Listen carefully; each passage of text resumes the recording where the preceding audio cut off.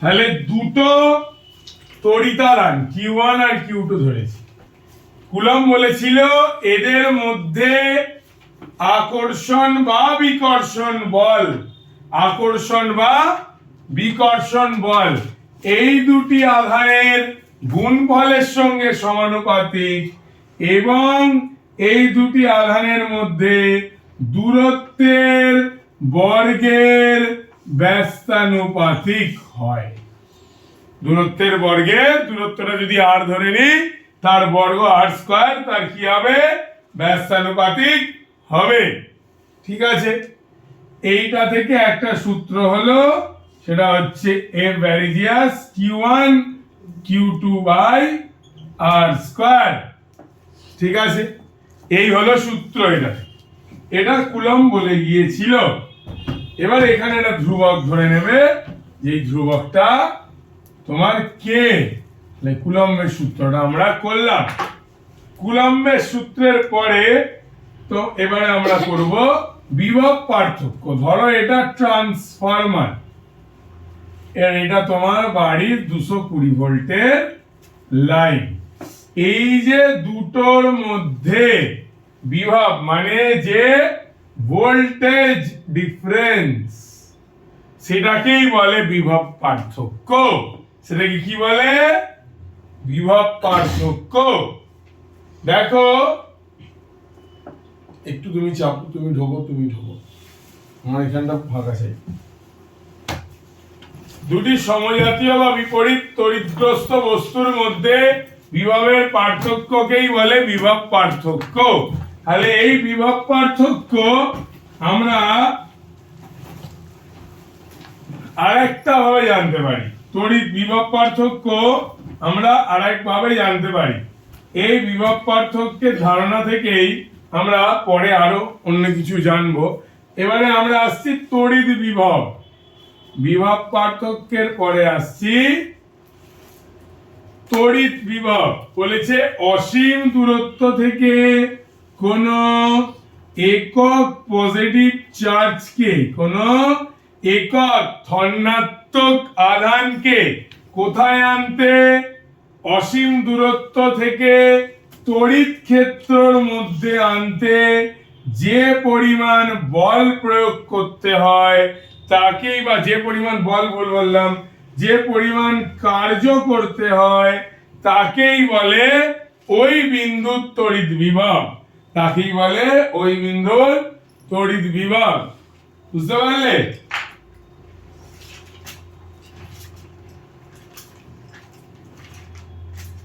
এবার বিভব প্রভেদ বা বিভব পার্থক্যের একক হচ্ছে ভোল্ট। কি একক? ভোল্ট। এবার লক্ষ্য করো, তাহলে একটা বিন্দু থেকে অপর বিন্দুতে 1 কুলম্ব ধনাত্মক আধান নিয়ে যেতে কার্যটা কত করতে হবে? 1 জুল। কত কাজ করতে হবে? 1 জুল। একে কি বলে?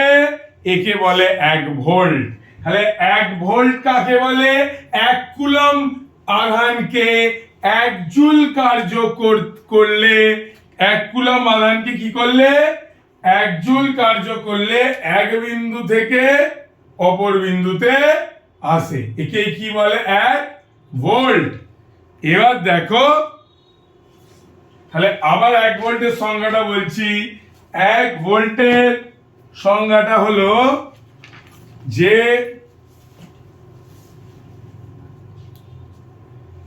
তড়িৎ বিভব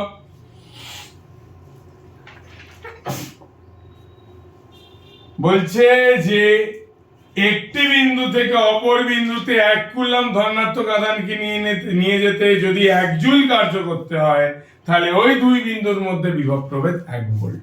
তাহলে যদি এখান থেকে এখানে বস্তুটাকে আনতে 1 জুল কার্য করতে হয়, কতটা কার্য করতে হয়? 1 জুল কার্য করতে হয়। এবং কতটাকে নিয়ে যেতে? 1 কুলম্ব ধনাত্মক আধানটাকে নিয়ে যেতে যদি এক বিন্দু থেকে আরেক বিন্দুতে 1 জুল কার্য করতে হয়, তাহলে ওই দুই বিন্দুর মধ্যে বিভব প্রভেদ কত? 1 ভোল্ট। কত? 1 ভোল্ট। এবার আমি আসছি কিসে?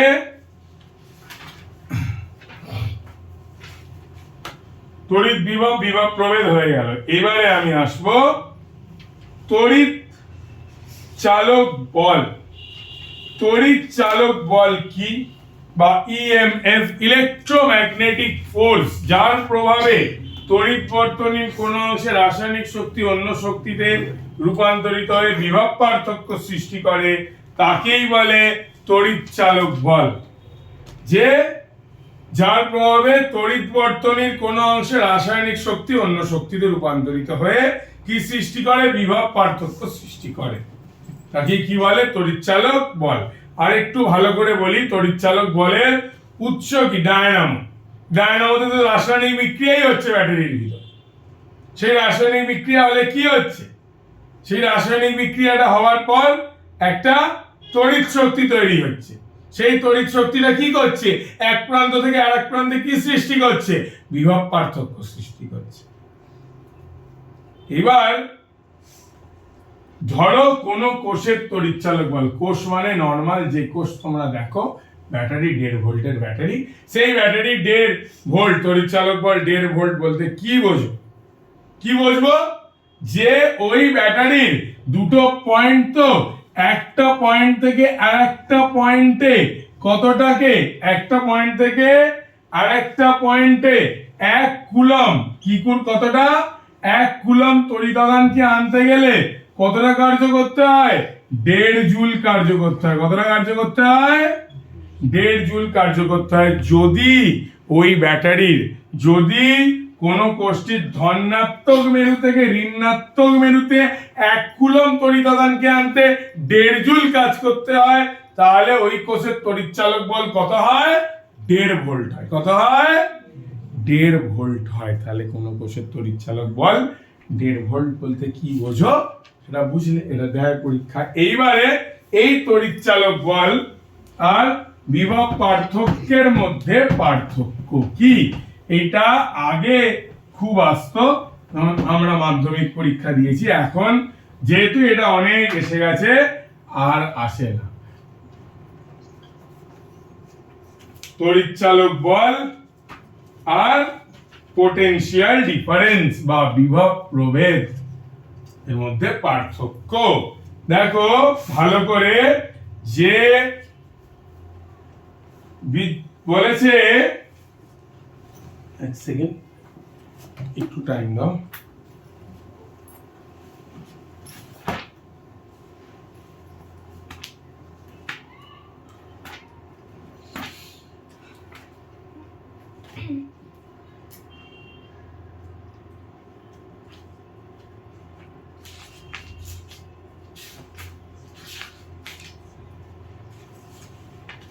পার্থক্যটা ভালোভাবে করে রাখবে, আসে না কিন্তু চলে আসতেও পারে। যার প্রভাবে বা যে কারণে তড়িৎ বর্তনীর যে কোনো অংশে রাসায়নিক শক্তি, তাহলে তড়িৎ চালক বলের সংজ্ঞাটা প্রথমে দেবে। যার প্রভাবে রাসায়নিক বিক্রিয়ার মাধ্যমে বিভব পার্থক্যের সৃষ্টি হয়। সোজা কথা, রাসায়নিক বিক্রিয়ার মাধ্যমে প্রথমত কি, কোনো অন্য শক্তি তড়িৎ শক্তিতে রূপান্তরিত হয়, বিভব পার্থক্যের সৃষ্টি হয়, সেটা তাকেই বলে তড়িৎ চালক বল।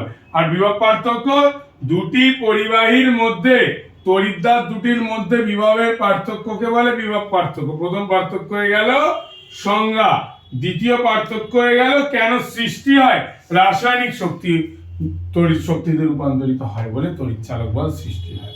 আর বিভব পার্থক্য কেন সৃষ্টি হয়, বিভব পার্থক্য সৃষ্টি হয় যে তড়িৎ শক্তি অন্য শক্তিতে রূপান্তরিত হলে তবে সৃষ্টি হয় বিভব পার্থক্য। যদি তড়িৎ শক্তিটা, আচ্ছা, যখন ভোল্টেজ ডিফারেন্স থাকবে বা পোটেনশিয়াল ডিফারেন্স থাকবে, তখনই তো কারেন্টটা এখানে এসে পাখাটা ঘুরবে। তাহলে পাখাটা ঘুরবে, তাহলে আলটিমেটলি কি হলো, তড়িৎ শক্তি গতি শক্তিতে রূপান্তরিত হলো বা যান্ত্রিক শক্তিতে রূপান্তরিত হলো পাখাতে। তাহলে বিভব পার্থক্য কি করে, তড়িৎ শক্তিকে যান্ত্রিক শক্তিতে বা গতি শক্তিতে বা যে কোনো শক্তিতে, আলো জ্বললে আলোক শক্তিতে তাপ শক্তিতে রূপান্তরিত করে। তড়িৎ চালক বল হচ্ছে বিভব প্রভেদের কারণ। এই তড়িৎ চালক বলটা যদি না থাকতো, তাহলে দুটো জিনিসের মধ্যে বিভব পার্থক্য সৃষ্টি হতো? শক্তির রূপান্তর হতো, রাসায়নিক শক্তি অন্য শক্তিতে রূপান্তরিত হতো না তো?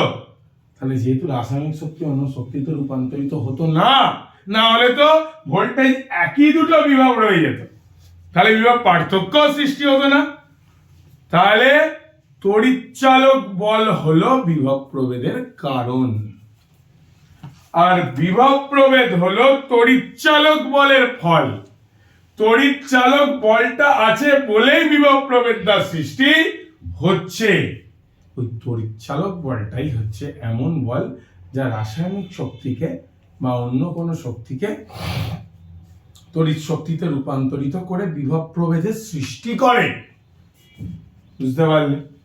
আমাদের তড়িৎচালক বল ও বিভব প্রভেদ দুটোর একক। তড়িৎচালক বলের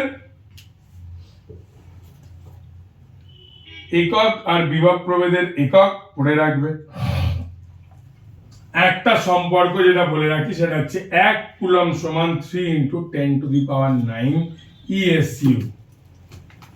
এইটা খুব দেয়, এই সম্পর্কটা লিখতে দেয়, এই সম্পর্কটা ভালো করে করবে।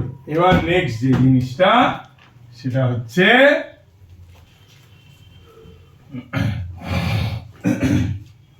জল নেছো কেউ? নেক্সট যে জিনিসটা সেটা চয়ন একটু খালি জল নেই আমার। কুলম্বের সূত্র হয়ে গেছে।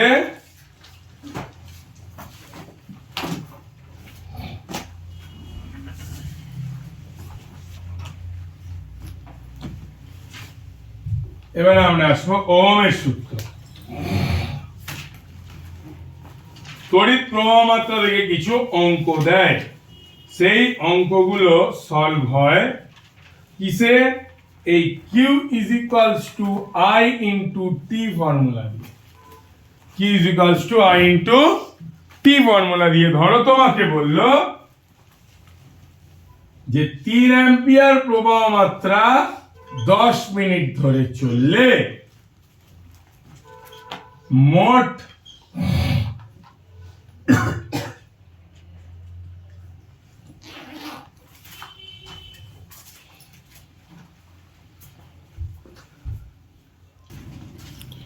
দেখো তাহলে 3 অ্যাম্পিয়ার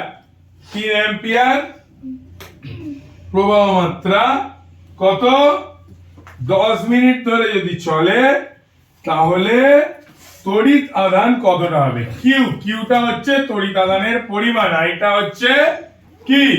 আইটা হচ্ছে তড়িৎ প্রবাহ মাত্রা, টিটা হচ্ছে সময়। তাহলে আইটা কত? 3 অ্যাম্পিয়ার। যে মিনিটে তো করলে হবে না, মিনিটটাকে আমার কিসে নিয়ে যেতে হবে? সেকেন্ডে। 3 × 6 = 18, 18 কুলম্ব তড়িৎ আধান প্রবাহিত হবে। এখান থেকে তেমন অঙ্ক দেয় না। এবারে নেক্সট টপিক আমরা আসবো, সেটা হচ্ছে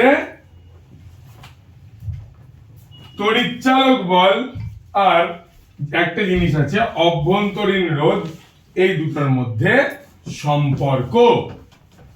সম্পর্কটা হচ্ছে I = E/bigger plus smaller। I মানে হচ্ছে তড়িৎ প্রবাহ মাত্রা সমান বর্তনীর তড়িৎচালক বল, এটা মানে EMF বাই দুটো রোধ থাকে বর্তনীর।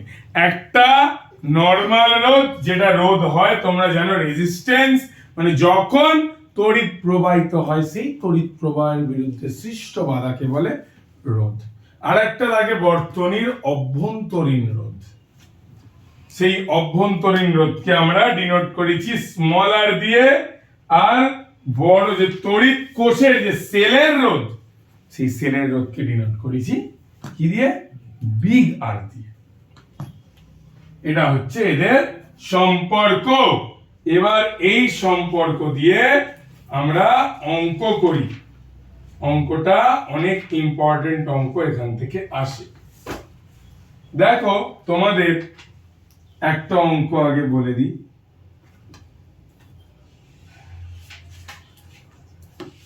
ধরো বলল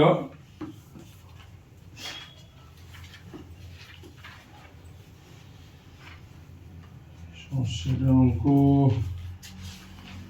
এখান থেকে অঙ্ক আসে কিন্তু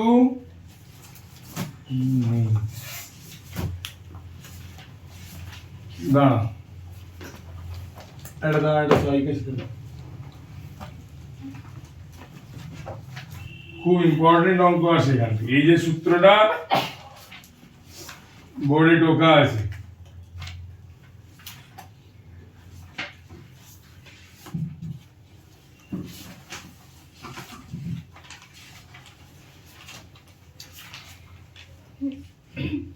বলে ধরো তোমাকে বললো যে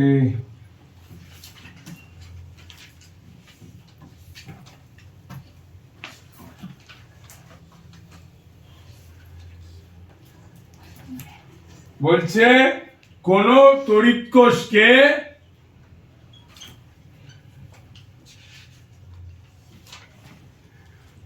বারো ওহম রোধের সাথে যুক্ত করা হলো, বর্তনীতে 0.5 অ্যাম্পিয়ার তড়িৎ প্রবাহ মাত্রা হয় এবং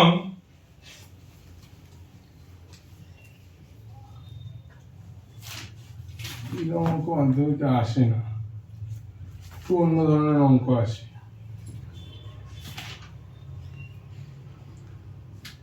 ওই অঙ্কটা বাদ দাও, এই ফর্মুলা দিয়ে অঙ্ক আমি বেছে করাবো তোমাদের, এরকম অঙ্ক ঠিক আসে না। এবারে নেক্সট পয়েন্ট, সেটা হচ্ছে ওহমের সূত্র।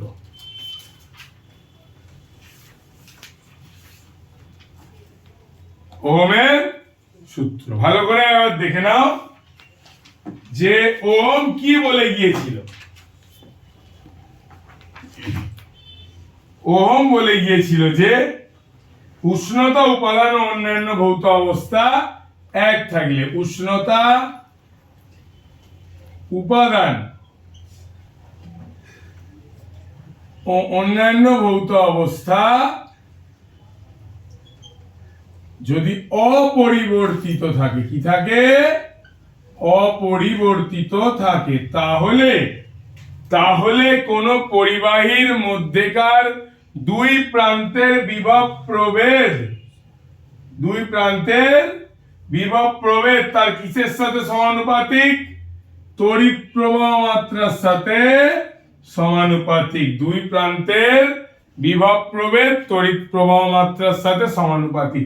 যদি একটা পয়েন্টের বিভব ভিএ হয়, একটা পয়েন্টের ভিবি হয়, ধরে নিলাম তাদের বিভব পার্থক্যটা ভি, তাহলে সেই বিভব পার্থক্যটা কিসের সমানুপাতিক? একটু ভুল হয়েছে, আজ লিখেছি আই, অর্থাৎ সেই তার মধ্যেকার পরিবাহীটার মধ্যেকার তড়িৎ প্রবাহ মাত্রার সাথে সমানুপাতিক।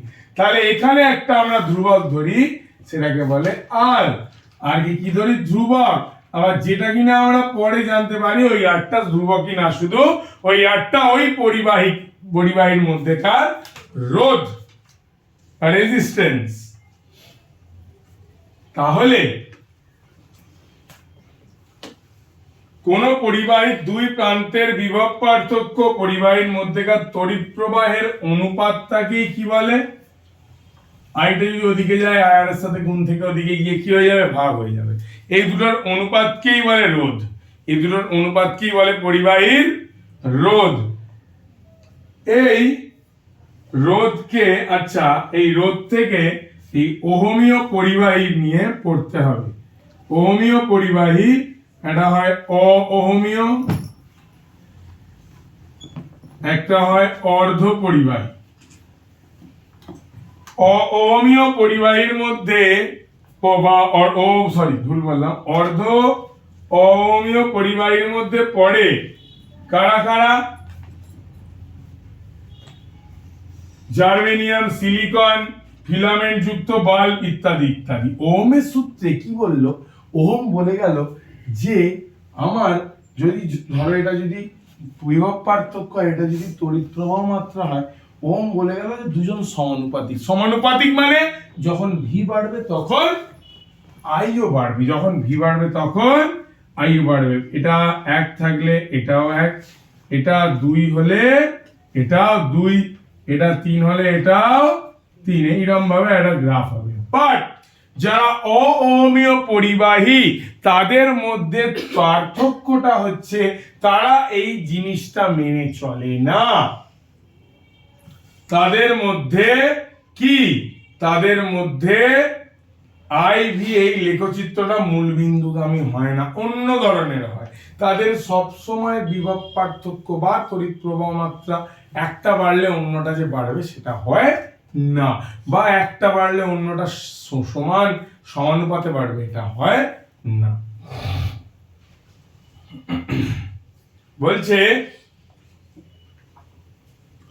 একটা অঙ্ক এখান থেকে দেয়, সেটা হলো যে কোন পরিবাহীর বিভব পার্থক্য ধরো দ্বিগুণ করলে তড়িৎ প্রবাহ মাত্রা অপরিবর্তিত রেখে তার রোধে কি পরিবর্তন আসে।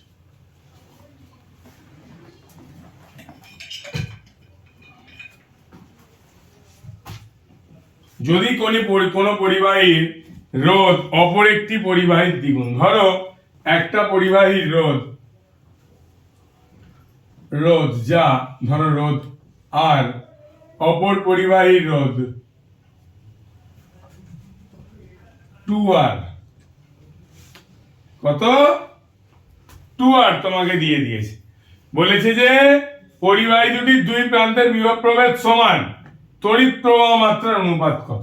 তাহলে এইটার ক্ষেত্রে কি হবে, লক্ষ্য করবে যে V সমান I1 ইন্টু R, দ্বিতীয়টার V কি হবে, দ্বিতীয়টার V কি হবে I2 into 2R, I2 into 2R। দেখো তাহলে এদের অনুপাতটা কি হবে V1 by V2, I1 into R, I2 into 2R। আমার এখানে কি বলে দিয়েছে, আমার এখানে বলে দিয়েছে যে দেখো আর প্রথমত কি হবে কেটে যাবে, আর কি হবে কেটে যাবে।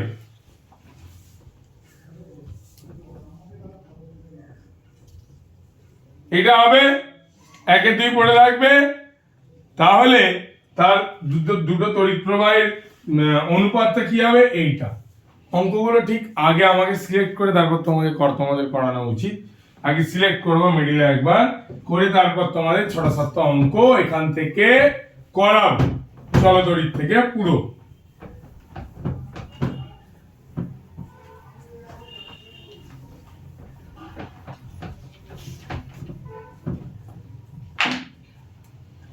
তাহলে ওহমের সূত্র আমাদের হয়ে গেল। ওহমের সূত্রের পরে আছে অ্যাম্পিয়ারের সন্তরণ নিয়ম। অ্যাম্পিয়ারের সন্তরণ নিয়মটা একটু তোমাদের বলে রাখার আগে আমরা রোধ কোন কোন বিষয়ের উপর নির্ভর করে সেটা করব। রোধ 3টি বিষয়ের উপর নির্ভর করে,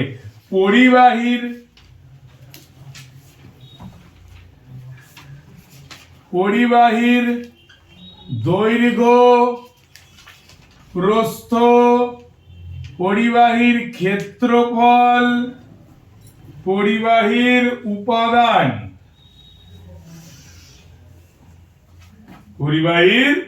উপাদান, যাই হোক, প্রথমত একটা পরিবাহীর দৈর্ঘ্য যত লম্বা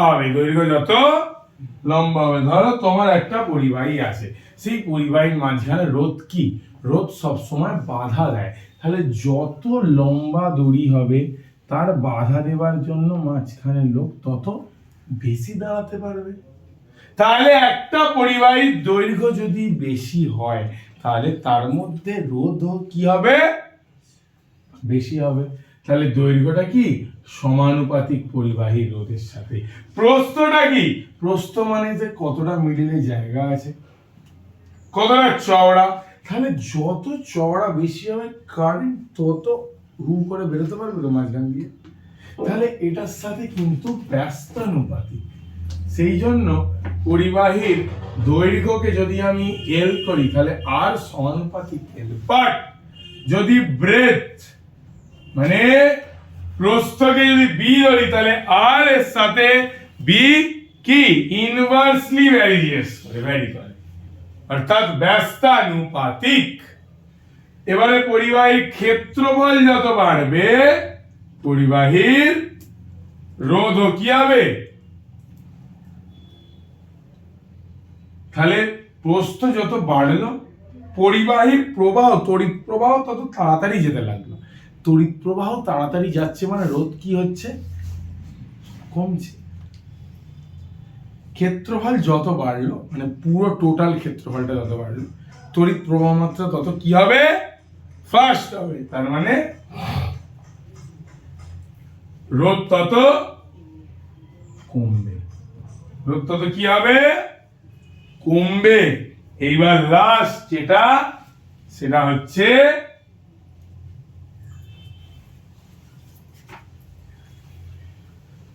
উপাদানের উপর নির্ভর করছে। একটা তামার তার দিয়ে যা রোধ হবে, একটা অ্যালুমিনিয়ামের তার, একটা সিলভারের তার, তার রোধ নিশ্চয় কি হবে?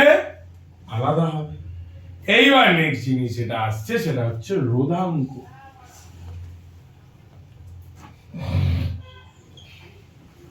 এটা কি?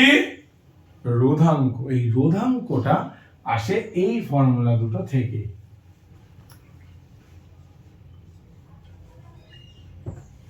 এলটা উপরে, এটা নিচে। আর রেডিয়াস এল বাই এ, এখানে একটা ধ্রুবক আসে, এই ধ্রুবকটাকে বলে রো এল এ। বুঝতে পারলে? এটা একটা গ্রিক অক্ষর। এ হচ্ছে ধ্রুবক।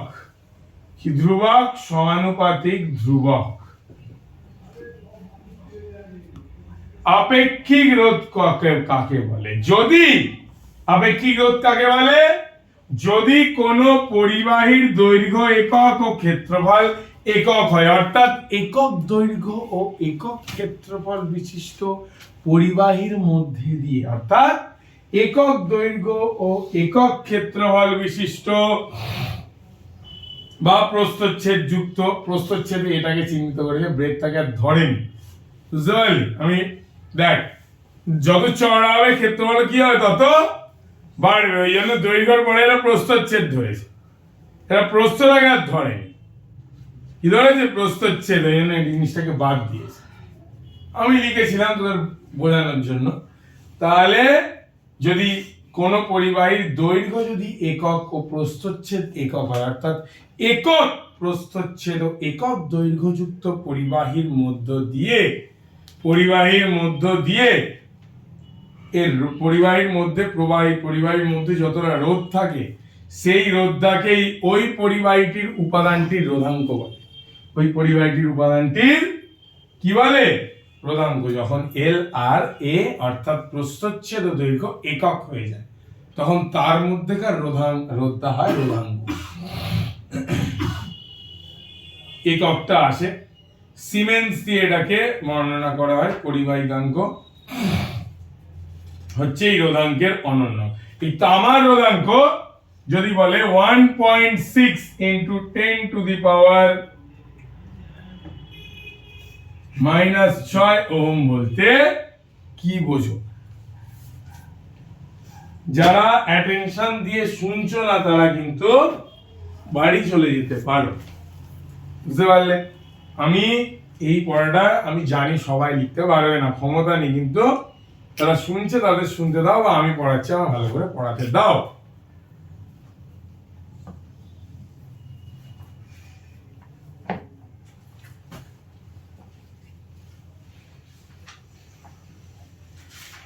এবার রোধাঙ্কর পর আসছে তাপ পরিবাহিতাঙ্ক বা তড়িৎ পরিবাহিতাঙ্ক। বললাম কি এই রোধাঙ্কের অনন্যক, কার অনন্যক? রোধাঙ্কের অনন্যক এই সিমেন্স সমান 1 রোধাঙ্ককে কি রো দিয়ে চিহ্নিত করা হয়? রো। ঠিক আছে? এই যে পরিবাহিতাঙ্ক সেটা হচ্ছে রোধাঙ্কের অনন্যক, যার একক হচ্ছে মো পার সেমি, হচ্ছে সিজিএস এ, এসআই তে হচ্ছে মো পার মিটার। রোধের উপর উষ্ণতার প্রভাব বলেছে কোন ধাতব পরিবাহীর উষ্ণতা বাড়লে রোধের মান বাড়ে, কিন্তু অর্ধপরিবাহীর যেমন জার্মেনিয়াম আর সিলিকনের তড়িৎ বিশ্লেষণের ক্ষেত্রে উষ্ণতা বাড়লে রোধ কমে, উষ্ণতা বাড়লে রোধ কমে, ওই জন্য এইগুলোর এত চাহিদা বর্তমানে, সিলিকন প্রচুর চাহিদা। তাহলে রোধাঙ্ক কাকে বলে? 1 ডিগ্রি সেলসিয়াস রোধাঙ্কের উষ্ণতা গুণাঙ্ক কাকে বলে? 1 ডিগ্রি সেলসিয়াস কোন পরিবাহীর উষ্ণতা বাড়ার জন্য প্রতি একক রোধে যতটা পরিমাণ বৃদ্ধি পায় তার রোধ, কারণ নরমালি কি জানিস, উষ্ণতা বাড়ালে পরিবাহী রোধও বাড়বে, এই ইউনিটে যতটা বাড়ে সেটাকেই বলে কি? রোধের উষ্ণতা গুণাঙ্ক। এবারে পরিবাহী আর অন্তরক। পরিবাহী মানে হচ্ছে যে সমস্ত পদার্থের রোধাঙ্ক খুব কম তারা খুব ভালো পরিবাহী, যেসব পদার্থের পরিবাহিতাঙ্ক খুব কম, রোধাঙ্ক খুব বেশি, তাদের বলে অন্তরক, যেমন কাঁচ, রবার, অভ্র। এইবারে দৈনন্দিন জীবনে অন্তরকগুলো আমরা যেমন PVC, polyvinyl chloride, rubber, plastic এসব ব্যবহার করে থাকি। কিসের? অ্যালুমিনিয়াম, তামার তারের বাইরের আবরণ দেওয়ার জন্য, যাতে শক প্রুফ হয়। ওই অন্তরকগুলিতে পদার্থ ফায়ার ক্লে কাঠামো তৈরি করা হয় বৈদ্যুতিক হিটারে, এই যে সকেট ফকেট হয় এগুলো সব অন্তরক দিয়ে তৈরি। এবার পরিবাহী, অর্ধপরিবাহী, অতি পরিবাহী। পরিবাহী মানে হচ্ছে যার উষ্ণতা বৃদ্ধি করলে রোধাঙ্ক ধাতব পরিবাহী রোধাঙ্ক উষ্ণতা বৃদ্ধি করলে বৃদ্ধি পায়, সে হচ্ছে পরিবাহী। অর্ধপরিবাহী মানে হচ্ছে যে এদের রোধাঙ্কের মান পরিবাহীর তুলনায় বেশি, উষ্ণতা বৃদ্ধির সঙ্গে সঙ্গে এদের রোধাঙ্ক কি পায়? অর্ধপরিবাহীদের উষ্ণতা বৃদ্ধির সঙ্গে সঙ্গে রোধাঙ্ক কি পায়? হ্রাস পায়। অতি পরিবাহী হচ্ছে যাদের ক্ষেত্রে উষ্ণতা কমার সঙ্গে সঙ্গে রোধাঙ্ক কমতে থাকে এবং একটা সময় কমতে কমতে রোধাঙ্ক কত হয়ে যায়? 0 হয়ে যায়। যেমন পারদ, সীসা, দস্তা, এরা কি দেখায়? অতি পরিবাহিতা। এক সময় রোধাঙ্ক এদের কমতে কমতে 0 হয়ে যায়। কখন রোধাঙ্ক কমে? যখন উষ্ণতা কমার সঙ্গে সঙ্গে রোধাঙ্ক কমে। কমতে কমতে এদের তড়িৎ মানে তোমার এক সময় রোধাঙ্ক কি হয়ে যায়? 0 হয়ে যায়। এবারে আমরা তাহলে কি পড়লাম? রোধাঙ্কের ব্যাপারটা পুরো ক্লিয়ার করে দিলাম। আমরা গাণিতিক সমস্যা এখনো যাইনি। এবারে আসবো শ্রেণী সমান সমবায় ও সমান্তরাল সমবায়। তাহলে যখন কতকগুলি রোধ এমন ভাবে যুক্ত করা হলো যে একটার পর একটা রোধ যেন থাকে, একটার পর একটা রোধ যেন থাকে, এই সমবায়টাকে বলে হচ্ছে শ্রেণী সমবায়। তাহলে প্রবাহ মাত্রা প্রত্যেকটি রোধের মধ্যে দিয়ে যাতে একে একে কমতে কমতে কমতে কমতে যায়, এটাকে বলে শ্রেণী সমবায়। এই শ্রেণী সমবায় যদি এটার রোধ R1, এটার রোধ R2, এটার রোধ R3, এটার রোধ R4 হয়, তাহলে টোটাল রোধটা হয় R1 plus R2 plus R3 plus R4। এবারে এইটা হচ্ছে শ্রেণী সমবায়ের ক্ষেত্রে। সমান্তরাল সমবায়ের ক্ষেত্রে কি হয়? সমান্তরাল সমবায়ের ক্ষেত্রে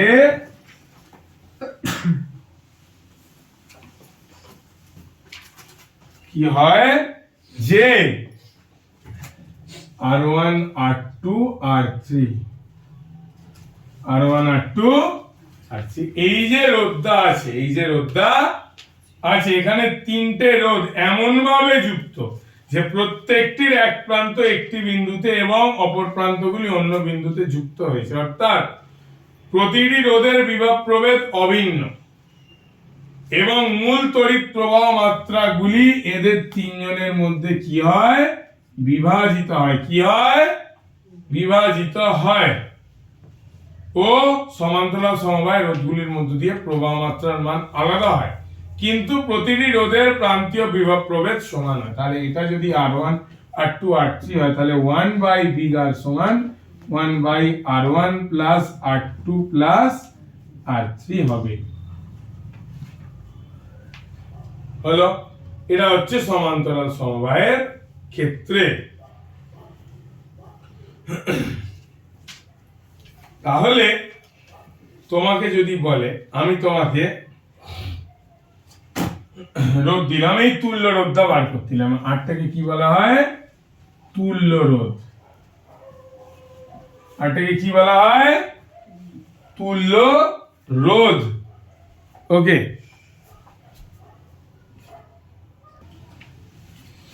দেখো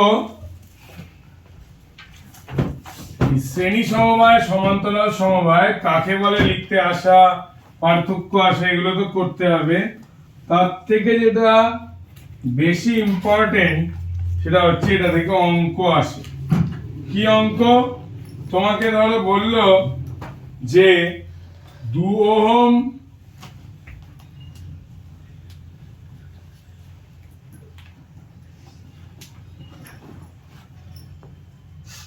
2 ওহম 3 ওহম 6 ওহম এর মধ্যেকার তুল্যাঙ্ক রোধ কত হবে? খুব সহজ, খুব সহজ। 2 যোগ 1/2 যোগ কি ফর্মুলা কি জানো? উপরে গুণ নিচে যোগ। এটা শ্রেণীতে আছে বলে দুইটা আগে কি করে দিয়েছি? শুধুমাত্র যোগ করে দিয়েছি। 2 যোগ 18 9 2 কত? 4 ওহম। এবারে কি করলো? এর সাথে একটা ব্যাটারি যুক্ত করে দিল।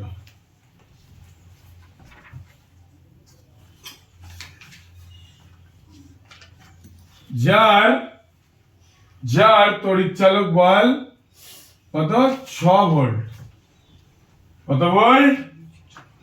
অভ্যন্তরীণ রোধ কোনো ব্যাটারির হয়, কোনো ব্যাটারির হয় না। ধরো এই ব্যাটারি আমি দিয়ে দিলাম 1.5। দেখো যদি অভ্যন্তরীণ রোধ না থাকে তাহলে I = E/R। যদি অভ্যন্তরীণ রোধ থাকে তাহলে I = E/bigger plus smaller। অভ্যন্তরীণ রোধ আছে, দেখো ছোট একটা কি অভ্যন্তরীণ রোধ তো করালাম তো একটু আগে, তাই তো? তাহলে বলছে তড়িৎ চালক বল 6 ভোল্ট, মানে I = 6 ভোল্ট। তুল্যাঙ্ক রোধ মানে পরিবাহী রোধ 4 ওহম। তোমায় বের করতে বলেছে তড়িৎ চালক বল, বলছি বাবা তোমার তড়িৎ চালক বল 6 ভোল্ট মানে E 6 ভোল্ট। বের করতে বলে তড়িৎ প্রবাহ মাত্রা কত, I কত। যদি জানতে চাই কি করবে? অভ্যন্তরীণ রোধ R = 1.5। ফর্মুলা হচ্ছে I = E মানে 6/4 যোগ 1.5 6/5.5। যেটা উত্তর বেরোবে সেটা অ্যাম্পিয়ার হবে উত্তর। এই ধরে রাখছি আমি নিয়ার অ্যাবাউট 0.1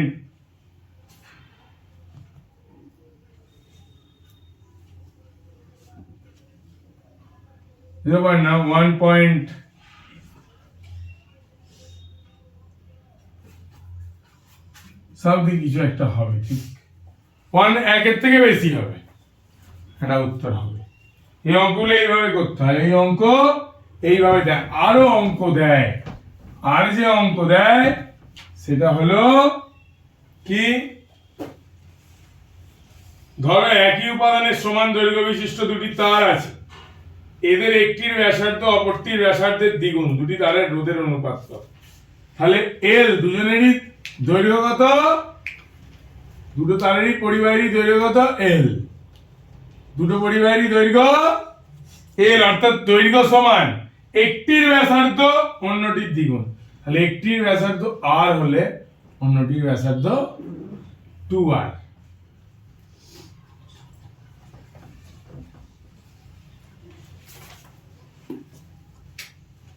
বলেছে এদের মধ্যে রোধের অনুপাত, ধরো এটার রোধ যদি R1 হয়, এটার রোধ যদি R2 হয়, এটার অনুপাত কত? তাহলে তোমরা ফর্মুলা জানো R =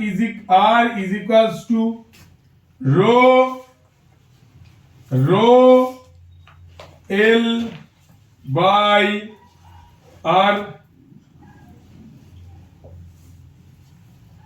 আবার দেখো এর ব্যাসার্ধ R আর ওর ব্যাসার্ধ 2R। তাহলে এই যে R মানে এখানটা তো আমি কি বসাই? A তো, সরি A বসাতো।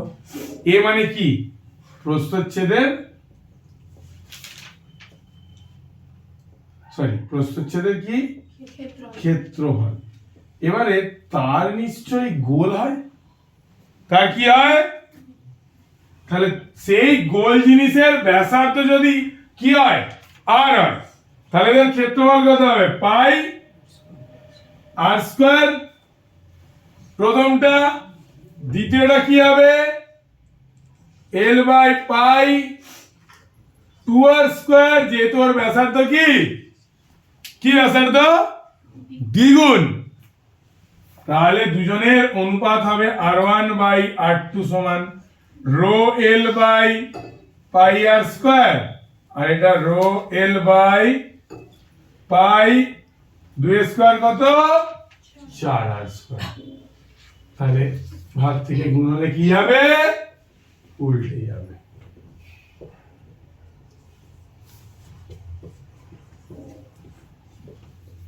চার বাই এক, অর্থাৎ দুটো রোধের অনুপাত কত হবে 4:1।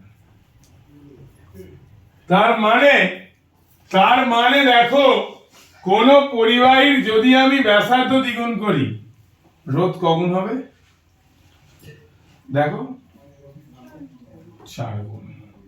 কগুণ হবে 4 গুণ, মানে স্কয়ার হবে, বর্গ হবে যত গুণ বাড়াবো। দৈর্ঘ্য একটু আগেই দৈর্ঘ্যটা করেছি, তুমি যদি কোন পরিবাহীর দৈর্ঘ্য দ্বিগুণ করো তার রোধ দ্বিগুণ হবে, রোধাঙ্ক দৈর্ঘ্য দ্বিগুণ করলে রোধাঙ্ক বলছি, রোধের অনুপাত দ্বিগুণ হবে। দৈর্ঘ্য দ্বিগুণ করলে রোধের অনুপাত, রোধ হবে, রোধাঙ্ক বলেছি, রোধের অনুপাত কি হবে দ্বিগুণ হবে। কিন্তু ব্যাসার্ধ যদি দ্বিগুণ করো রোধের রোধ তখন কি হবে 4 গুণ, 3 গুণ করলে কগুণ বাড়বে 9 গুণ। এইবার আমি তোমাকে এই অঙ্কটা করালাম, I = E by bigger plus smaller।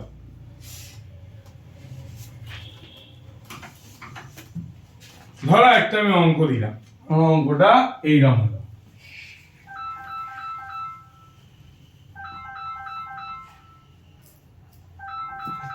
অঙ্কটা এইরকম হলো,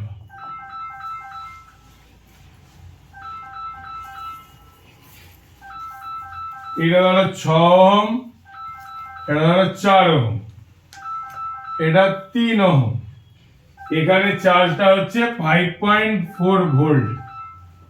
কি করবে খুব সহজ, এটা তুল্যরোধ বের করবে, 6 গুণ 4 বাই 6 প্লাস 4 মানে 24 বাই 10 সমান 2.4, 2.4 কে 3 এর সাথে যোগ করে বেরোবে 5.4।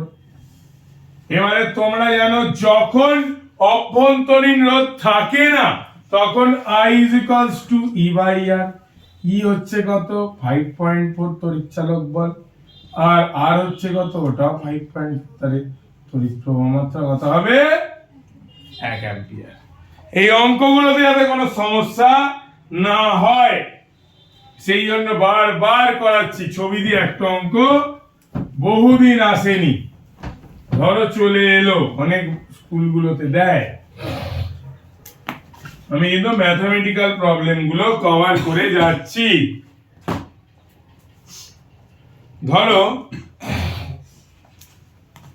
একটা 220 ভোল্ট 1 অ্যাম্পিয়ার মেন্সের সঙ্গে যুক্ত আছে, ওই বাতিকেই যদি 110 ভোল্ট মেন্সের সঙ্গে যুক্ত করলে এই 1 অ্যাম্পিয়ার মানে তড়িৎ প্রবাহ মাত্রাটা কত হবে।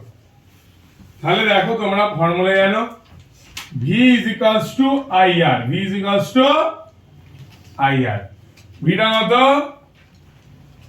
কত কি সমস্যা, ভিটা হচ্ছে 220, I 1 আর জানি না। এবারে বলেছে আমাকে আগেই উল্লেখ করে দিয়েছে বৈদ্যুতিক বাতিতে এত মেন্সের সঙ্গে যুক্ত করা হলে ওই একই বৈদ্যুতিক বাতিকে 110 এর সঙ্গে, তাহলে বৈদ্যুতিক বাতিটা তো এক, তাহলে বাতি এক হলে সেই বাতির রোধও একই তো হবে, কারণ 8টা পরের বারে কি আরই থাকবে, কিন্তু এইটা জানি না আমি কত হবে। তাহলে V1 বাই V2 সমান I1 আর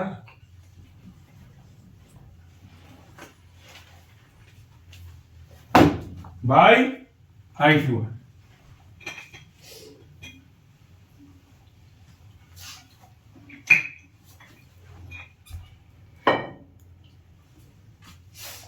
এটা কত হবে 220 বাই 110 সমান 1 বাই R সমান I2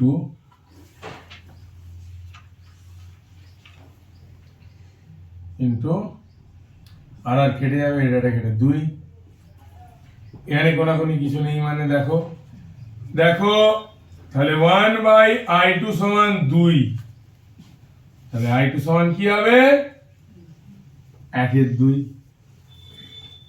একটা এখানে এসে নিচে নেমে যাবে, কত হবে 1/2, তাহলে তার তড়িৎ প্রবাহ মাত্রা কত হবে 0.5, তড়িৎ প্রবাহ মাত্রা কত হবে 0.5 অ্যাম্পিয়ার। এটা মাধ্যমিক এসেছিল বলে করিয়ে দিলাম। বলছে সমান দৈর্ঘ্যের দুটি ধাতব পরিবাহী, দেখো অঙ্কটা ইম্পর্টেন্ট আছে, মোটামুটি মাধ্যমিক এসেছিল। সমান দৈর্ঘ্যের দুটি ধাতব পরিবাহী বলেছে একটি পরিবাহী যথাক্রমে রোধাঙ্ক 1.6 ইন্টু 10⁻⁻8 ওহম সেমি আর একটা রোধাঙ্ক বলেছে 3.2 ইন্টু 10⁻⁸ ওহম সেমি। বলেছে দুটি আলাদা আলাদা একই বিভব প্রভেদে দুজনকে যদি যুক্ত করি, একই বিভব প্রভেদে যদি দুজনকে যুক্ত করি তাহলে এদের প্রস্থচ্ছেদের অনুপাত কি হবে। আগেই দেখো পরিবাহী দুটির দৈর্ঘ্য কিন্তু সমান, আমার থেকে জানতে চেয়েছে প্রস্থচ্ছেদের অনুপাত মানে A1, প্রস্থচ্ছেদ তো A1 আর A2 এর অনুপাত কি হবে। দেখো ফর্মুলা কি বলে, R1 অর্থাৎ প্রথমটার ρ1 L বাই A1, তাই তো। এটা তুমি বলবে এক কেন লিখলাম, কারণ পরিবাহী দুটির দৈর্ঘ্য সমান। R2 সমান ρ2 বাই L বাই A2, তাহলে রোটার মান লিখি, তাহলে R1 বাই R2 কত, R1 বাই R2 কত, ρ1 এর মান 1.6 ইন্টু 10⁻⁸ L বাই A1 আর 3.2 ইন্টু 10⁻⁸ L বাই A2। দেখো 10⁻⁸ 10⁻⁸ কেটে গেল, এটা কেটে এখানে কত হলো 2। দেখো এইটা সরি L1 LL কি হলো কেটে গেল, তাহলে R1 বাই R2 সমান কি বের হচ্ছে, এখানে হচ্ছে 1 বাই A1 আর এখানে হচ্ছে 2 বাই A2। এটা যখন উল্টে যাবে তখন হবে এইটা, এটা হবে, তাহলে R1 বাই R2 সমান হচ্ছে A2 half into A2 by A1, এর অনুপাত বেরোলো।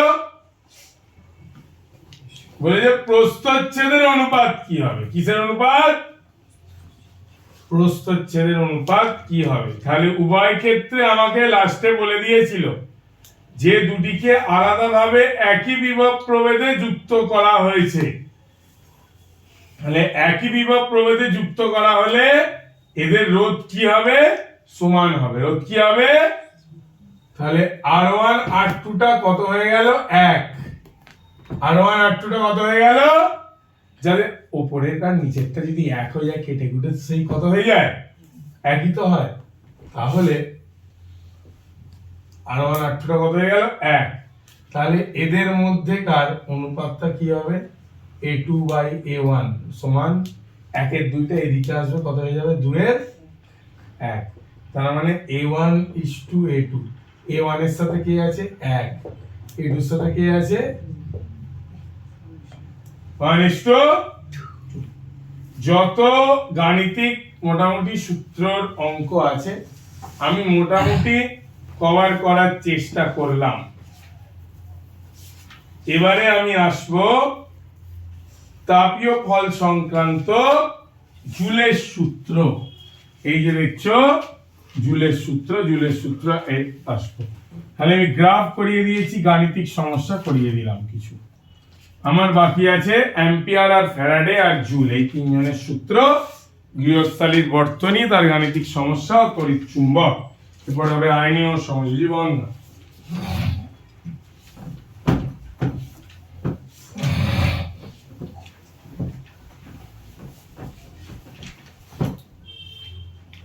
আমি বারবার বলছি বাড়িতে গিয়ে যে অঙ্ক সমেত রিভিশন করে রাখবে, 4 থেকে 5 ঘন্টা টাইম লাগবে রিভিশন করতে। যে পুরো রিভিশন করে নেবে দুটো চ্যাপ্টার, তার মাধ্যমিকে দিনে আর হাত রাতে হবে না, কিন্তু বাড়িতে গিয়ে রিভিশনটা করতে হবে। বাড়িতে গিয়ে জাস্ট খেতেটুকু 10 মিনিট সময় দেবে, নিজেকে বসে যাবে, এই রেস্টটাও একটু জিরোবো, ওই করলে তোমার নাম্বারও জিরিয়ে যাবে। বুঝতে পারলে? 10-12 হাজার টাকার মাইনে একটা চাকরি পাবে, তাতে বউয়ের গয়না আসবে, ছেলে ধুলো চাটবে তোমার বাচ্চা। জুলের সূত্র।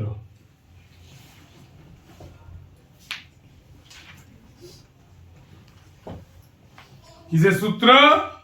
জুলের সূত্র। বলছে যদি কোনো পরিবাহীর রোধ আর পরিবাহীর মধ্যে উৎপন্ন তাপ কি? উৎপন্ন তাপ H, পরিবাহীর মধ্যেকার তড়িৎ প্রবাহ মাত্রা কত? তড়িৎ প্রবাহ মাত্রা I, আর পরিবাহীর মধ্যে যদি t সময় ধরে তড়িৎ প্রবাহ মাত্রা চলে, কত সময় ধরে? t সেকেন্ড ধরে বা t সময় ধরে প্রবাহ মাত্রা চলে। এটা আমি তোমরা শর্টে লিখে দিয়েছিলাম, এখানে আছে, তাই পুরানো খাতা আছে। তাহলে পরিবাহীতে উৎপন্ন তাপ তার কিসের সমানুপাতিক? প্রথম সূত্রে তার তড়িৎ প্রবাহ মাত্রার সাথে বর্গের সমানুপাতিক। যখন কে কে স্থির, যখন টি স্থির আর আর স্থির। দ্বিতীয় সূত্রে জুল বলছে কাছের সমানুপাতিক আর এর সাথে সমানুপাতিক, যখন আই স্থির টি স্থির। তৃতীয় সূত্রে বলছে উৎপন্ন তাপ কাছের সমানুপাতিক সময়ের সাথে সমানুপাতিক, যখন আর স্থির আই স্থির। একসঙ্গে সূত্রে কি বলছে? যৌগিক বেদের নিয়মে I²RT। এবার রেডিয়াসটা উঠে গেলে ধ্রুবকটা কে বসছে? ধ্রুবকটা বসছে জে। কি বসছে? জে। এই জে হচ্ছে জুলের সূত্রে ধ্রুবক।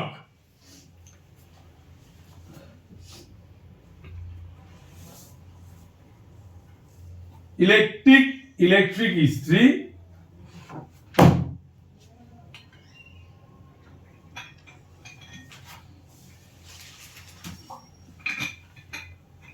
কিভাবে কাজ করে?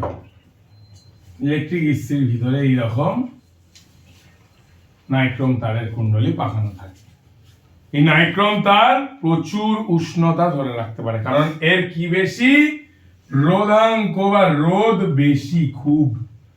আর তোমরা জানো কিছু কিছু পরিবাহী আছে যার রোধটা বাড়লে উষ্ণতাটা, রোধটা বেশি বলে উষ্ণতা হু করে বেড়ে যায়।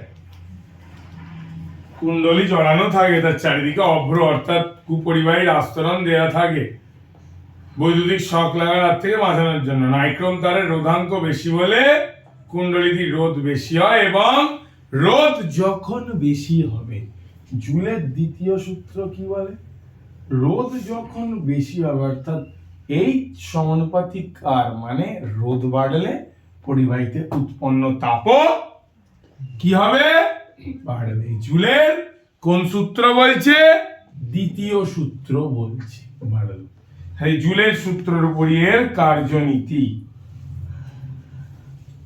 হিটারের বৈদ্যুতিক ফিউজের কার্যনীতি। এবারে বৈদ্যুতিক ফিউজ থেকে একটা কোয়েশ্চেন আছে, শর্ট সার্কিট কি? যখন কোনো তড়িৎ প্রান্তে কিছু কোনো অ্যাপ্লায়েন্স যাই হোক, এর পজিটিভ আর নেগেটিভের মধ্যে, ধনাত্মক ও ঋণাত্মক মেরুর মধ্যে একটা তার জুড়ে দেওয়া হয়, সেটাকেই বলে শর্ট সার্কিট। সেটাকে কি বলে? Short circuit. এই শর্ট সার্কিটে প্রচুর তড়িৎ প্রবাহিত হয় এবং নষ্ট ভোল্টের পরিমাণ প্রচুর বেশি হয়। নষ্ট ভোল্টটা পড়াবো।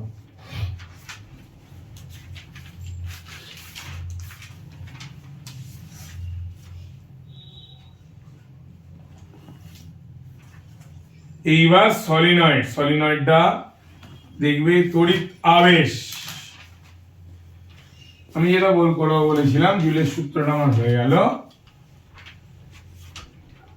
ফ্লেমিং এর বামহস্ত নিয়ম আর ফ্যারাডে।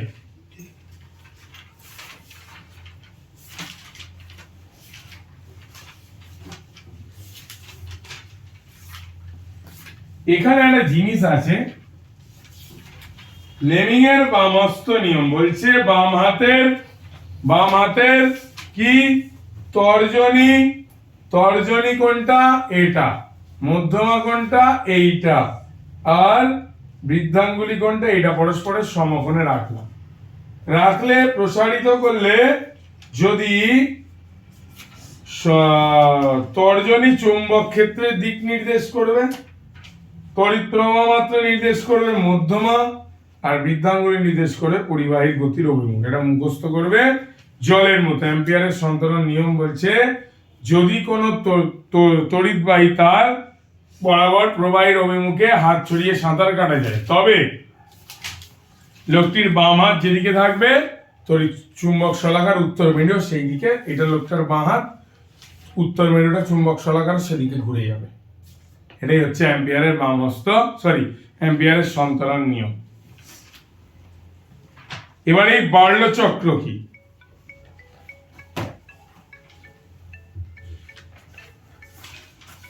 তাহলে শর্ট সার্কিট কি? যে কোনো কারণে তড়িৎ বর্তনীর লাইন দুটির মধ্যে সরাসরি সংযোগ ঘটলে সেটাকে কি বলে? ফোন করেছি।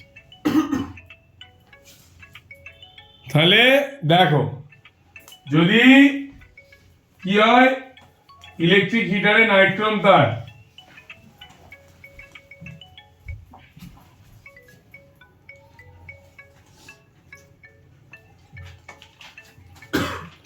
ইলেকট্রিক হিটারে নাইট্রোম তার, তোমরা জানো নাইট্রোম তার কি কি দিয়ে তৈরি?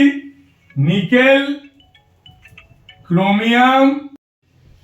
দেখো, এইবার শর্ট সার্কিট বলতে কোনো কারণে যদি তড়িৎ বর্তনীর লাইন দুটির মধ্যে সরাসরি সংযোগ হয়ে যায়, তখন বর্তনীর রোধ প্রায় শূন্য হয়ে যায়। এবার রোধ শূন্য মানে কি? তড়িৎ প্রবাহের মুক্ত ক্ষেত্র, হু করে কারেন্ট পাস হবে। এটাকেই বলে শর্ট সার্কিট। শর্ট সার্কিট হলে কি হয়? হু করে কারেন্ট পাস হচ্ছে মানে তড়িৎ প্রবাহ মাত্রা বেড়ে যাবে, এবং ফলে লাইনে তড়িৎ প্রবাহ মাত্রা বাড়লে কি হবে? তড়িৎ প্রবাহ মাত্রা বাড়লে কি ভাবতো? লাইনে প্রচুর কি তৈরি হবে? সমানুপাতিক তো। এই তড়িৎ প্রবাহ মাত্রা বাড়লেই লাইনে প্রচুর তাপ তৈরি হবে। তাপ তৈরি হওয়ার জন্য কি ধরে যাবে? আগুন ধরে যাবে।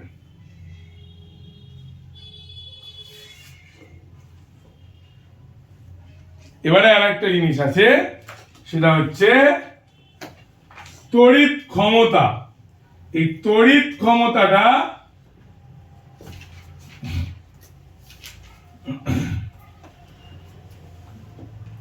এই তড়িৎ ক্ষমতার সাথে সম্পর্ক। তড়িৎ ক্ষমতাটা বিভব প্রভেদের বর্গ বাই রোধের অনুপাত। খুব ইম্পর্টেন্ট, এটা থেকে মাঝে মাঝে অঙ্ক দেয়। তড়িৎ ক্ষমতাটা দেখি, তড়িৎ ক্ষমতা দেখে আসছে কিলোওয়াট আওয়ার। কিলোওয়াট আওয়ার বা কিলোওয়াট ঘন্টা, যেটাকে বলে বিওটি একক।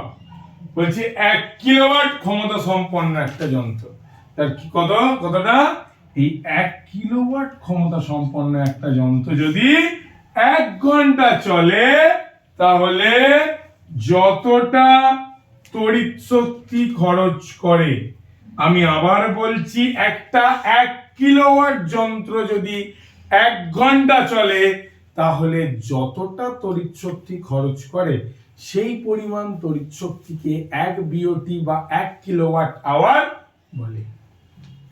ক্লিয়ার?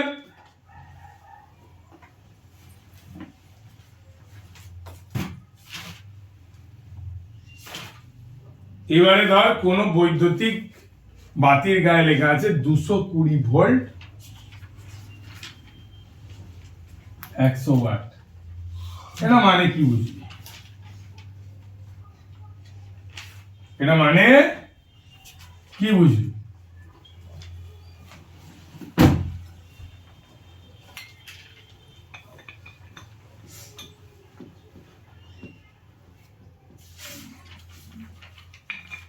220 ভোল্ট বিভব পার্থক্য যুক্ত কোন লাইনের সাথে একে যুক্ত করলে কত? 20 ভোল্ট বিভব পার্থক্য যুক্ত কোন লাইনের সাথে একে যুক্ত করলে সেটি 100 ওয়াট তড়িৎ শক্তি কখন 100 ওয়াট কি 100 জুল তড়িৎ শক্তি কখন খাবে? যখন এর সব থেকে বেশি ঔজ্জ্বল্য দেবে।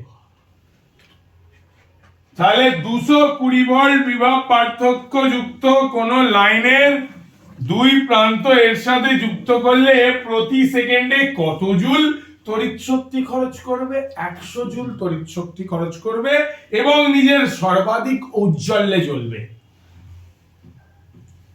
এটাই হচ্ছে এর অর্থ। রেটিং যেটা বৈদ্যুতিক বাতির ধর গায়ে লেখা থাকে। তাহলে কি ইউজ করবি? সিএফএল না এলইডি? সিএফএল হচ্ছে, একটু বলে রাখি, সিএফএল এলইডি আর ভাস্বর বাতি, এই তিনটের ব্যাপারে একটু বলে দিই। এগুলো কিন্তু গৃহস্থালীর বর্তনীর ব্যাপারটাই আমরা করছি। এই তড়িৎ চুম্বকটা হালকা ধরেছি, চুম্বক বলে রেখা ভালো রেখা যখন করায়।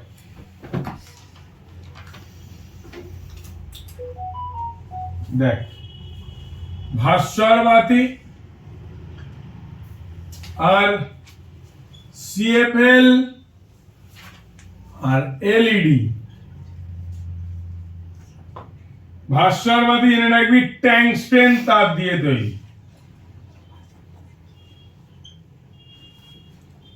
সিএফএল কি? পেঁচানো বক্রাকার নল, ভিতরে আর্গন আর নানা নিষ্ক্রিয় গ্যাস থাকে। এলইডি কি? অনেক আলোক নিঃসরণকারী ডায়োড থাকে। আলোক নিঃসরণকারী কি থাকে? ডায়োড থাকে। সাদা আলো উৎপন্ন করে, এর রঙিন আলো করতে পারে, সাদাই বেশি করে, আরে নানান আলো, যা আলো দিবি তাই আলো উৎপন্ন করে। ভাস্বর বাতির দক্ষতা কম, সিএফএল এর দক্ষতা ভাস্বরের থেকে বেশি, এলইডির দক্ষতা সব থেকে বেশি। এর দাম কম, খুব কম এর দাম। এলইডির দাম, সিএফএল এর দাম ওর থেকে একটু বেশি, ওর থেকে একটু বেশি। এলইডির দাম কি? এলইডির দাম সিএফএল এর তুলনায় অনেক বেশি। তবে ব্যবহার বাড়লে এলইডির দাম আস্তে আস্তে কমে যাবে। জলবিদ্যুৎ উৎপাদনের কৌশল বা কার্যনীতি। জলবিদ্যুৎ আর তাপবিদ্যুৎ উৎপাদনের কৌশল বা কার্যনীতিটা আমরা এখন পড়ব। কি হয় ওতে?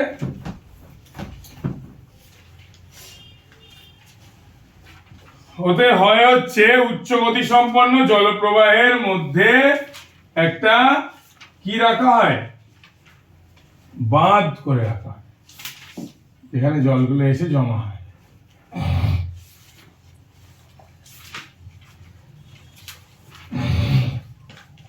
এবং জলপ্রবাহকে ফেলে এখানে একটা টারবাইন রেখে দেওয়া হয়, জলপ্রবাহকে হঠাৎ করে ছাড়া হয়।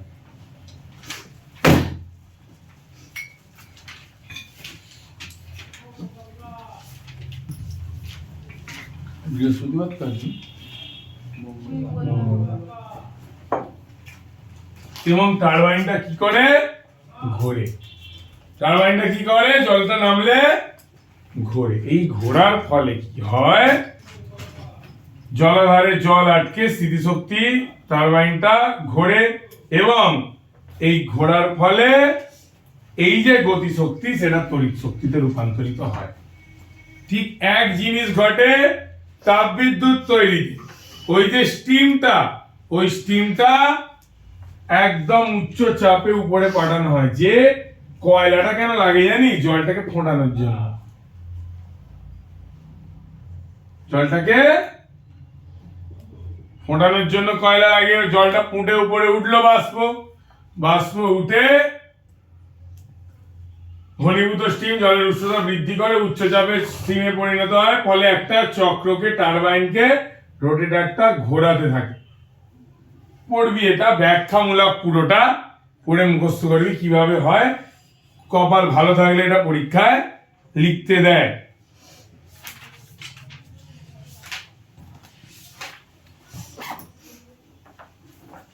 এবারে গৃহস্থালির বর্তনীর কয়েকটা জিনিস।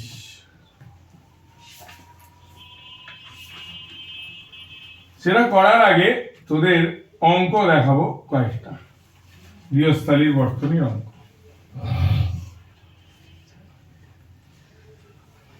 তোর বাড়িতে 5টা 60 ওয়াটের বাল্ব, 4টি 100 ওয়াটের বাল্ব, 5টা 40 ওয়াটের পাখা, 540 ওয়াটের পাখা 30 দিন চলছে। কদিন? কারেন্টের বিল ক টাকা ইউনিট?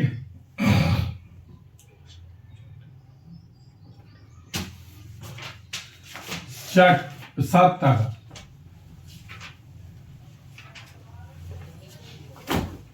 ক টাকা ইউনিট? 7 টাকা ইউনিট।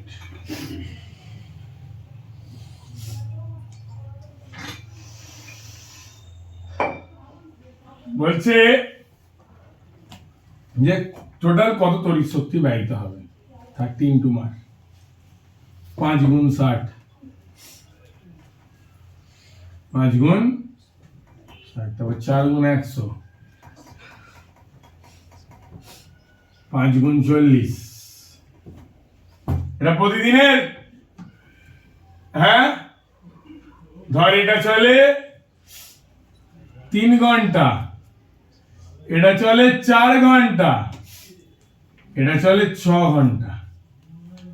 তাহলে কি মারবি? 5 গুণ 3 গুণ 60। এটা ঘন্টা চলে 4 ঘন্টা, তাহলে 4 গুণ 4 গুণ 100। এটা চলে 6 ঘন্টা, তাহলে 6 গুণ 5 গুণ 40। সব গুণ লাস্টে 30 দিয়ে কেন গুণ করেছি? মাসিক। তাহলে 1 মাসে বিদ্যুৎ খরচ, অনেকে ছক করে সুন্দর করে করে, তারা কিন্তু ফুল মার্কস পায়। এখন অত সময় নেই। 3 5 15, 6 15 90, 900, 4 4 16, 16 0, 5 6 30, 120, 1200, 30 ইন্টু 900, 1600, 1200, কত হয়? 3700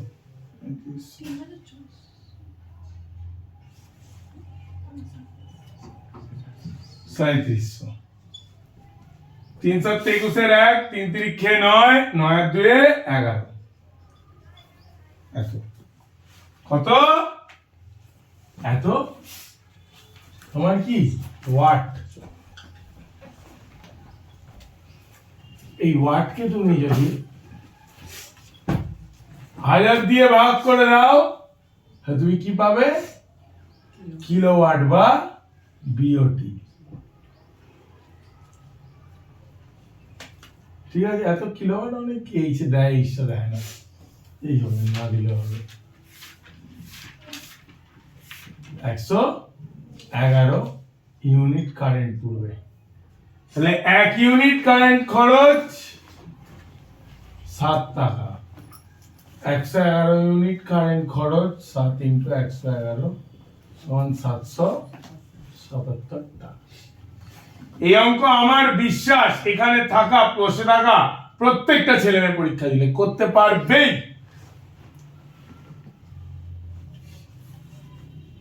না আটকায় গাণিতিক সমস্যা দেখিয়ে দাও শর্টকাটে দেখিয়ে দিই কিন্তু একদম সঠিক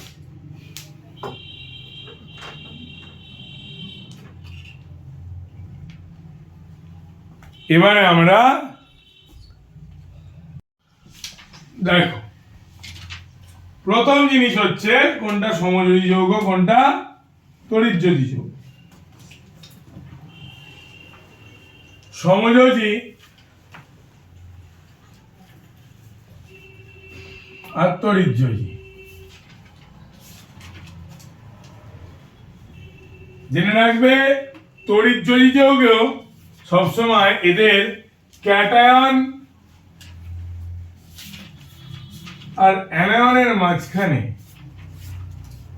তীব্র তড়িৎাকর্ষণ বল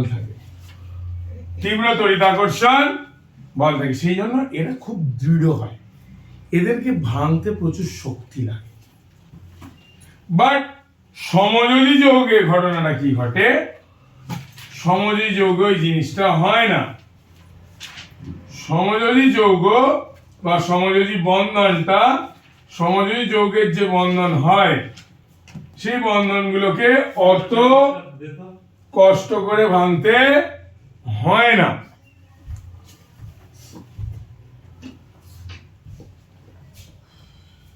সমযোজী যৌগকে অত কষ্ট করে ভাঙতে হয় না কারণ এরা কি করে এরা ইলেকট্রন জোড় ব্যবহার করে কি করে এরা ইলেকট্রন জোড় ব্যবহার করে যে ইলেকট্রন জোড় ভাঙতে অত তোমাকে কসরত করতে হয় না আর একটা জিনিস দেখো সমযোজী যৌগে কিন্তু আয়নের কোনো অস্তিত্ব নেই বা তড়িৎযোজী যৌগ আয়ন ছাড়া তো তৈরি হবেই না আর সমযোজী যৌগের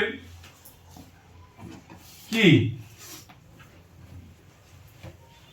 সমযোজী যৌগের গলনাঙ্ক তড়িৎযোজী যৌগের থেকে কম কিন্তু তড়িৎযোজী যৌগের গলনাঙ্ক সমযোজী যৌগের থেকে বেশি সমযোজী যৌগ সমবায়বতা ধর্ম দেখায় তড়িৎযোজী যৌগ দেখায় না সমবায়বতা ধর্ম মানে আলাদা আলাদা হবে এর সাথে যুক্ত হয়ে অন্য হবে ওর সাথে যুক্ত হয়ে অন্য হবে একই জিনিস একজনের সাথে যুক্ত হয়ে এইদিকে যুক্ত হয়ে অন্য হলো ওইদিকে যুক্ত হয়ে আলাদা হলো সমবায়বতাটা বোঝাতে হবে এরকম এক লাইনে বলে দিয়ে চলে গেলে হবে না যাই হোক তড়িৎযোজী যৌগ বলছে সমযোজী যৌগ শুধু কিসে গলে সমযোজী যৌগ শুধু অধ্রুবীয় দ্রাবকে গলে কিসে গলে অধ্রুবীয় দ্রাবকে গলে আর তড়িৎযোজী যৌগ ধ্রুবীয় দ্রাবকে গলে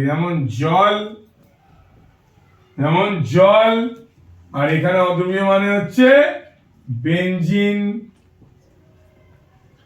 কেরোসিন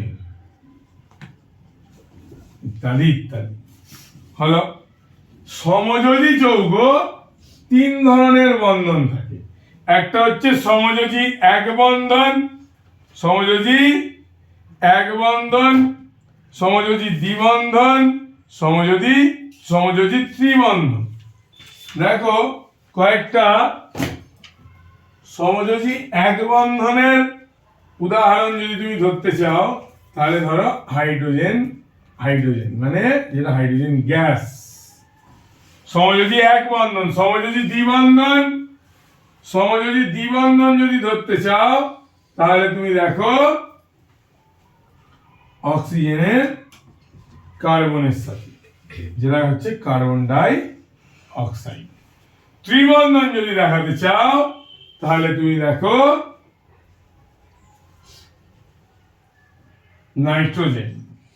নাইট্রোজেন গ্যাসের অণু। সমযোজী দ্বিবন্ধন, ত্রিবন্ধন। এবারে জোড়ে কিভাবে থাকে, জোড়া বোঝাই।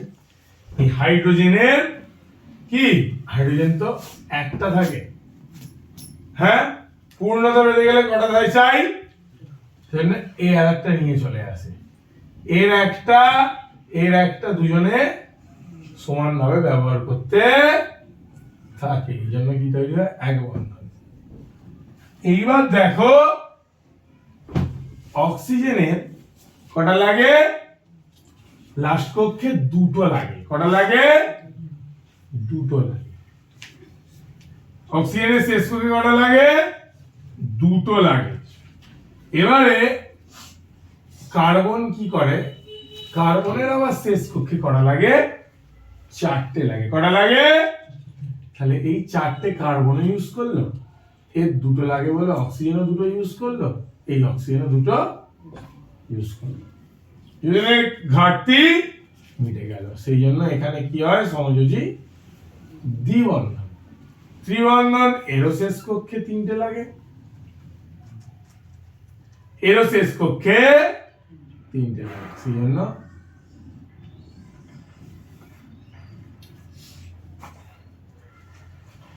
এরা করলো সমযোজী ত্রিবন্ধন। কি করলো, সমযোজী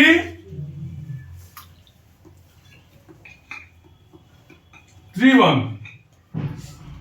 এবারে কয়েকটা তড়িৎযোজী অণু পড়ায়। তড়িৎযোজী অণু মানে CaO। তাহলে অক্সিজেনের অষ্টক পূর্তি করতে, মানে শেষ কক্ষে ফাঁকা জায়গা ভর্তি, সামনের নিষ্ক্রিয় গ্যাসের মতো ইলেকট্রন বিন্যাস পেতে গেলে কটা লাগে বললাম, কটা লাগে, দুটো। তাহলে এ দুটো ছেড়ে দিল, দুটো ছেড়ে দেওয়া মানে কি হয়ে গেল, দুটো প্লাস হয়ে গেল। ইলেকট্রন ছেড়ে দেওয়া মানে প্লাস হয়ে যাওয়া। অক্সিজেন কি করলো, ওই দুটো ইলেকট্রনকে নিয়ে কি হয়ে গেল, 2-। এর ফলে দুজনের মধ্যে একটা কি তৈরি হলো, বন্ধন তৈরি, এটা হলো CaO, ক্যালসিয়াম অক্সাইড। আর কে, আরো অনেকে আছে, আরো আছে হচ্ছে তোমার MgCl2। দেখো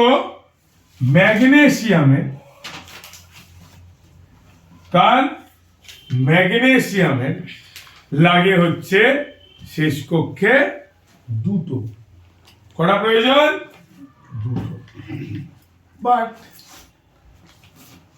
ক্লোরিন লাস্ট কক্ষ থেকে একটাই ছাড়তে পারবে। ক্লোরিন লাস্ট কক্ষ থেকে কটা ছাড়তে পারবে, একটাই পারবে। সেই জন্য কি করে ম্যাগনেসিয়াম, দুটো ক্লোরিন নিয়ে নেয়। এই এখান থেকে এ একটা ছাড়ে নেয়, এখান থেকে এ একটা ছাড়ে নেয়, নিয়ে এরা দুজন এখানে এসে বসে যায়। সেই জন্য এর কি নাম হয়, MgCl2। এবার এরকম অনেক আছে, অনেক লুইস ডট। এই যে এইগুলো দেখাচ্ছি, এগুলোই লুইস ডট, যেগুলো তোমাদের খুব করতে সমস্যা নাকি হয়, কিন্তু খুব করতে সমস্যা হওয়ার কথা নয়। যেমন ধরো জল, যেমন কি করে যাচ্ছি, ধরো জল বোঝাচ্ছি, তো তোমরা আমাকে এই চ্যাপ্টারটা কেন সিলেক্ট করলে আমি নিজে বুঝতে পারি। যেমন ধরো জল, অক্সিজেনের কটা লাগে, দুটো। হাইড্রোজেনের কটা লাগে, একটা। অক্সিজেনের কটা লাগে, দুটো। এবার অক্সিজেন বলে আমার তো দুটো লাগবে। কটা লাগবে? হাইড্রোজেনের একটা নিল, একটা নিলে হবে? তাহলে দেখো এই সরি ভুল করলাম, এই অক্সিজেনটা কি করলো, আমার অক্সিজেন কি বললো আমার কটা লাগবে, আমি একটু ভুলে গেছিলাম, ওটা বললো আমার দুটো লাগবে, একটা হাইড্রোজেন এলো, এসে বললো আমারটা দেবো, ওটা দিয়ে চালা তুই, বললো না রে আমার লাস্টে দুটো লাগবে, লাস্ট পক্ষে। বললো ঠিক আছে তাহলে আরেকটা আন নিজেকে, আরেকটা হাইড্রোজেন এলো, আরেকটা হাইড্রোজেন এলো, তাহলে হাইড্রোজেন বললো আমারও তো একটা লাগবে, হিলিয়াম থেকে আমার আরেকটা লাগবে। অক্সিজেন ঠিক আছে আমার থেকে নেই, তাহলে যখন আমার লাগবে তখন আমি ইউজ করবো, তখন ছোট ভাই হাইড্রোজেনের লাগবে তখন ছোট ভাই হাইড্রোজেন ইউজ করবে, তখন বড় ভাইয়ের লাগবে তখন বড় ভাই ইউজ করবে। এইরকম করে একটা বন্ধন হলো যেটার নাম হচ্ছে জল। অক্সিজেনের দুটো যেটা পাওয়ার, অক্সিজেন একটা দুটো পেয়ে গেল, হাইড্রোজেনের একটা পাওয়ার হাইড্রোজেনও পেয়ে গেল। এইটা হচ্ছে লুইস ডট। যেমন কার্বন বললো আমার কটা লাগবে, চারটে লাগবে, কটা লাগবে, চারটে। কার্বন কি করলো, চারটে হাইড্রোজেনকে নিয়ে এলো,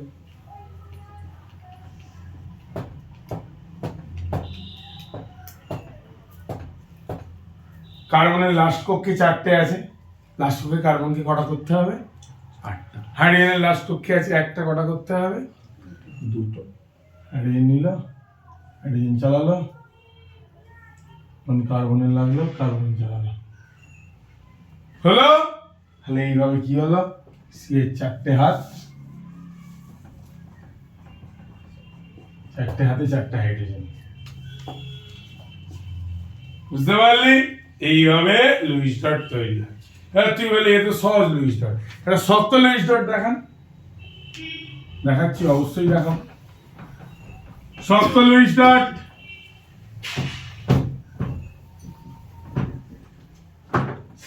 অ্যাসিডিলিন C2H2 দুদিন আগে দিয়েছিলাম কোয়েশ্চেনে, এগুলোই তো আসে, এনে এগুলো C2H2 দেখ।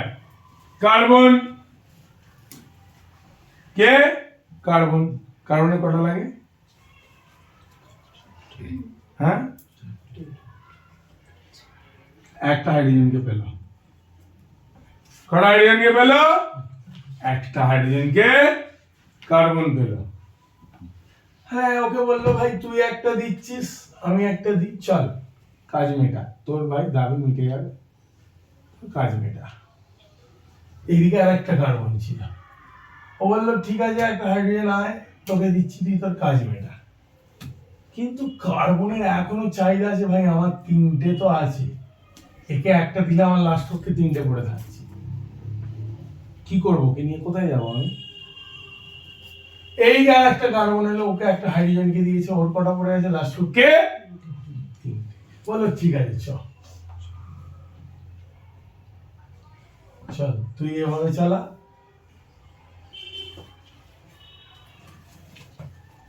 এভাবে চালা,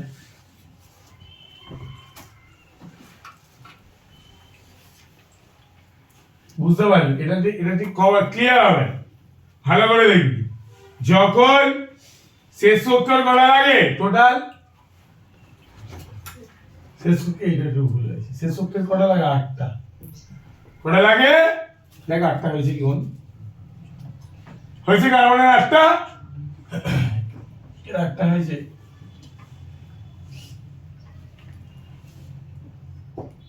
হয়েছে হাইড্রোজেন দুটো হয়েছে,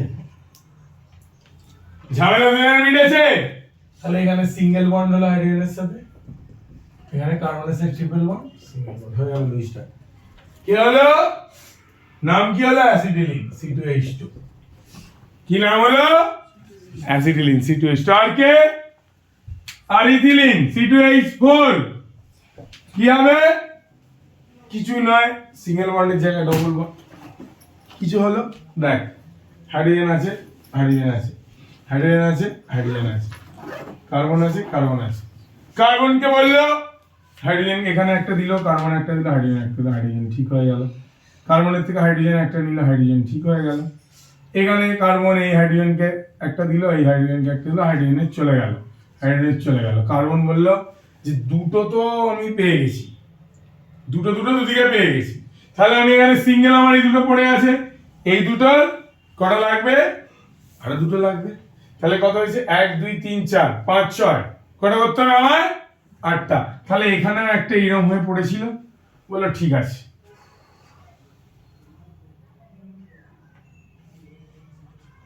এক 2 3 4 5 6 7 8 হলো 8টা কার্বনের লাস্ট কক্ষে। এই কার্বনটা বললো ঠিক আছে। 1 2 3 4 5 6 7 8 হলো 8টা লাস্ট কক্ষে। কার্বনেরও খিদে মিটে গেল, হাইড্রোজেনেরও খিদে মিটে গেল। তো এই রিমান্ডটা কিভাবে হলো?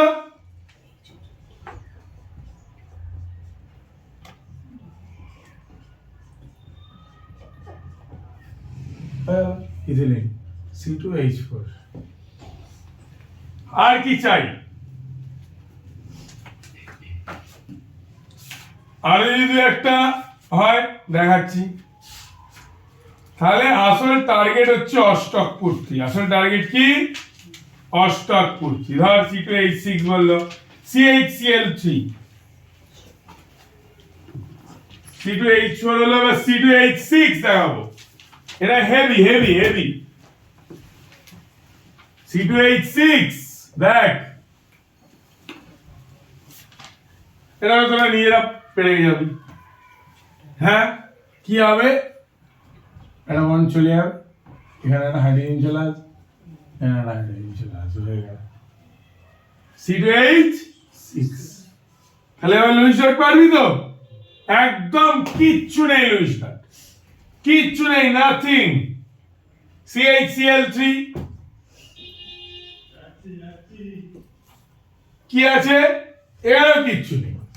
কার্বনের লাগে ওটা 4টে, ক্লোরিনকে বললো তুই একটা দে, নিল। তুই ক্লোরিন আর একটা দে, নিল। হাইড্রোজেন তুই আছিস, তুই একটা দে, নেবো। ক্লোরিন তার তুই 3 নম্বর আছিস, দিয়ে দে, নেবো। ক্লোরিন বললো আমার দুটো লাগবে, হয়ে গেছে লাস্ট কক্ষে, দুটো হয়ে গেছে, আমার ঝামেলা হয়ে গেছে। হাইড্রোজেন বললো দুটো লাগবে, হয়ে গেছে। কার্বন বললো আমার কটা লাগবে? টোটাল 8টা লাগবে, হয়ে গেছে।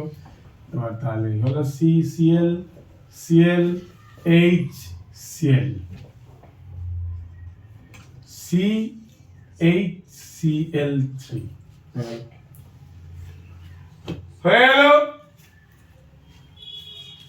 যা দেবে তাই করে দিবি। যদি কার কটা লাগবে জানিস, যা দেবে তাই করে দিবি। আর এইগুলোই দেয়।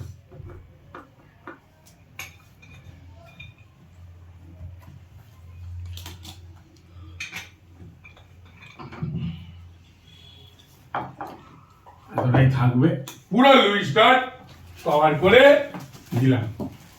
আশা করছি আর কারোর কোনো সমস্যা